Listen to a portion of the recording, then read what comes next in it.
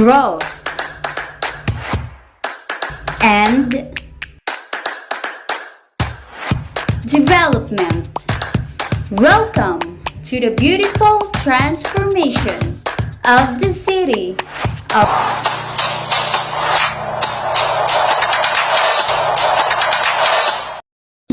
Dasmariñas, Cavite.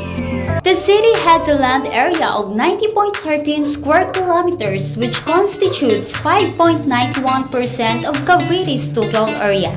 It has 75 barangays, and as of now, Dasmariñas' 2021 population is estimated at 765,742 from the latest revision of the United World Urbanization Prospects.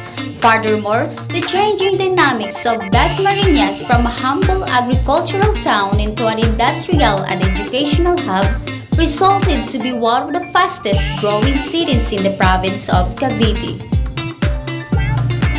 But let's take a look first how the city of Dasmariñas began. According to Agustin de la Cavada in his Historia Geographica, Geologica y Estadística de Filipinas, Dasmariñas started as barrio of Imus and was made into an independent municipality in 1867. The Spanish government named the town of Perez Dasmariñas in honor of Don Perez Dasmariñas, who was the Governor-General of the island from 1590 to 1593. Then it became a barrio again of Imus in 1905 and was made into a town again in 1907 during the American period. After 145 years of being a municipality, it was declared a city last November 26, 2009. Truly, the city of Dasmariñas made a close resemblance to the metamorphosis of a butterfly, wherein Parol Festival is the official festival of the city of Dasmariñas, as declared in Resolution Number 69 Series of 2011 and Special Ordinance Number 2 Series of 2011, enacted then by City Mayor Jennifer Austria Barzaga and the Sangguniang Panglungsod. Indeed, the city of Dasmariñas has come a long way from where it began. In the past years, there was a lot of transformation happening in the city. To see and compare the changes of the city in the past years up to the date, we asked some Dasmariñeños about it. They describe the city as a place that is very innovative, progressive, and a well-structured city. As they mentioned, the city is well-structured. It is because of the building projects and establishments that make the city look more elegant in many places to visit. We also asked them how does Dasmariñas looks like before it became a city. Sobrang onti ng infrastructure sa Dasma dati. Halos wala yung hyper, ang onti ng mga subdivision. Infrastructure like SM and Robinson Mall has existed already before it became a city. It has only added by various establishments like markets and convenience store as the time goes by. SM Hypermarket Kadiwa is one of the markets added over the past years. It was just a normal wet and dry market back then. Along with the changes happened is the road widening project that is to improve easy and safety transportation. And Dasmariñas officials propose various projects to give opportunities to the citizen, whether a student or workers. For students, the education opportunities increase. The city boasts its modern facilities designed that will cater students' needs. It is fully committed in delivering accessible and quality basic education services to mold the young people of Dasmariñas and its neighboring municipalities. Dasmariñas Cavite has 23 universities and colleges, 9 public senior high schools, 41 public schools, and almost 100 private schools. Some of the top universities and schools in Dasmariñas are De La Salle University Dasmariñas, Emilio Aguinaldo College Cavite, Technological University of the Philippines Cavite, Dasmariñas Integrated High School, and many more.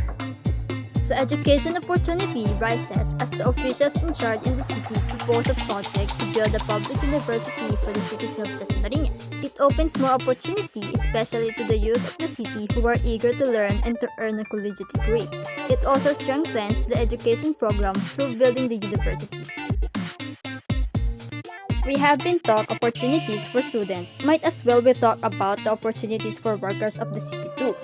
The city of Dasmariñas is one of the fastest growing local government units in the province of Cavite. From an agricultural-based economic town of Dasmariñas has evolved into a highly urbanized, commercialized, and industrialized city. It is now boast of three industrial estates. First, Cavite Industrial Estates or FCIE, Technopark located in Barangay Paliparan, and NHA Industrial Park in Bagong Bayan. Aside from this, there are 204 other factories and business establishments scattered in the different barangay that sum up to a total 309 operational industries in the city. As the city continues to grow, Dasmariñas also provides comprehensive, competent, and high-quality healthcare services to all. Among of the health institutions are the La Salle University Medical Center, Asia Medic Family Hospital and Medical Center, Emilio Aguinaldo College Medical Center Cavite, Simple Hospital Cavite Incorporated, Dasmariñas City Medical Center, and lastly, the Pagamutan ng Dasmariñas. Pagamutan ng Dasmariñas is a tertiary government hospital. It was initially a project of Dasmariñas Congresswoman Jennifer Barsaga in one of the platforms in their 1998 election campaign. It was constructed to provide quality healthcare to the Dasmariñas residents, particularly for those who can only afford hospitalization at a low price or for free. Along with the changes, it coincided the rise of tourism in the city. Various attractions have sprung up to attract people outside the city. There are resorts where you can enjoy and relax your summer. Historical places like Museo de la Salle that can be found inside the DLA city. It's a resource center for collectible objects. All collectibles are housed in one of the best examples of the Bahay na Bato in the Philippines. It is made of stone, brick and mortar, and tile roof. You can also visit the Immaculate Conception Parish Church. It can be found in Don Placido Campos Avenue, Dasmariñas. The church was also known as Dasmariñas Catholic Church, the first Catholic parish in Dasmariñas. It was built right after Dasmariñas was established as a separate parish in 1866. Kadiwa Park or this park will not be missing from the list of popular sites in Dasmariñas. The park has also experienced change. It was a dump site before, but now it's one of the most popular places in the city. It also has different sculptures and animations. For the meantime, it was closed for renovations. After a little walk, you will also find the newly created park called Promenade Dasmariñas. It was used to be an assuming idle land by the river, measuring more than 2 hectares in area along Mangubat Avenue, and it was transformed to a world-class public park called Promenade Dasmariñas, a place where city residents can enjoy, relax, and exercise. Recently, they opened the park again for people to visit after it was announced to be closed due to pandemic, and they hold an event called Lighting of the Giant Parol as the park officially opened to the public again. It's really nice to have a change. As the environment improves, the city becomes innovative and productive. Despite the beautiful changes, many have been affected and many consequences can be faced at the present. How these changes affect the citizen of Dasmariñas? Siguro yung naging epekto sa akin, yung tipong parang ayaw mo na umalis ng Dasma. Sa mga ipinatayo na infrastructure sa Dasmariñas cities, ang masasabi ko lang, maganda yon. At the same time, nakakatulong siya sa naniniraan sa Dasma. They also said that it depends on what was added. Due to the road widenings, some people lost their house and some businesses were closed. As the road widened and the number of vehicles is increased, which can cause high levels of air pollution. The construction of the hypermarket that caused the loss of livelihood of those who lived there before. Population growth means increasing the level of noise pollution and an increase in clutter. These are the consequences that faced by the city to beautify and develop the area. The people agree with these changes because they think the infrastructure is convenient and suitable for the need of the people. They said that there are many advantages to the changes that have taken place. With the changes that have taken place, we asked the citizen of Dasmariñas that despite the change, how can they compare Dasmariñas to other cities? The whole of Cavite knows that the Dasmariñas is the richest city in the Cavite because only Dasmariñas the largest tax contribution in the whole province, and Dasmariñas alone has the cleanest place in all of Cavite. And there is a called city plan where everyone can build a building close to each other to avoid the traffic. The process itself makes the city different from the other city as it has the same process of a caterpillar from a butterfly, as the city went from being a province to a city. Ang difference din siguro niya is simple city siya but lively.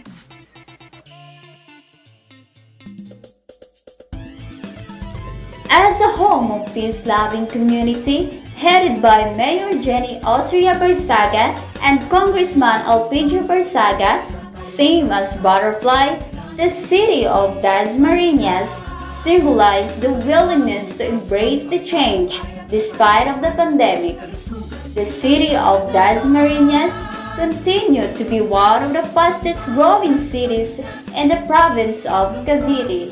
With unity and determination, the dreams of Dasmariñeños will turn into reality. Regardless of the pandemic we all experience, the city of Dasmariñas also continued by pursuing growth and development in all areas.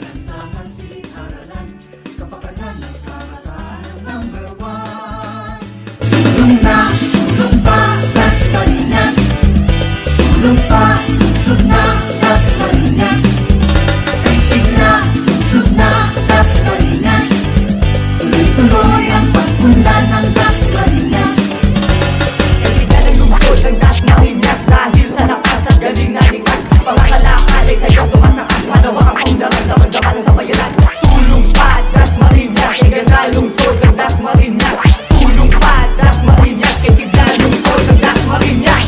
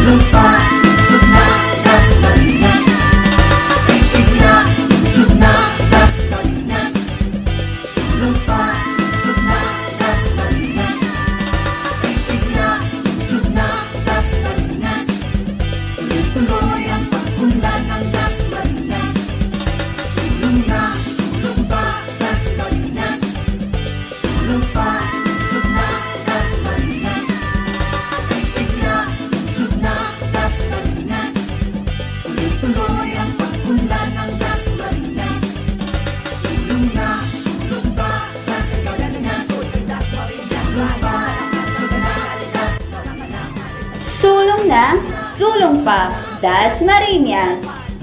Dasmariñas, Dasmariñas, Dasmariñas, Dasmariñas, Dasmariñas,